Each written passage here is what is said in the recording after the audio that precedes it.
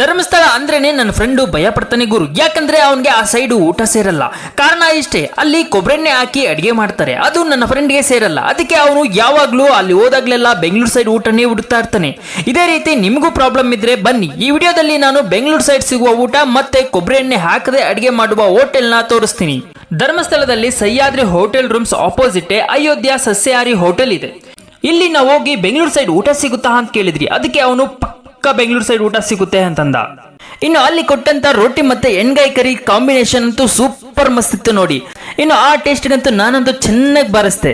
ಇನ್ನು ರೋಟಿ ಮುಗಿದ್ಮೇಲೆ fried rice ಹಾಕೊಂಡು ಅದಕ್ಕೆ ಸ್ವಲ್ಪ ಕರಿನ ಮಿಕ್ಸ್ ಮಾಡ್ಕೊಂಡು ತಿಂದ್ರೆ ಆಹಾ, ಅದರ ಟೇಸ್ಟೇ ವ್ಯಾಲ್ಯೂ ಜಾಸ್ತಿ ಆಗೋಯ್ತು.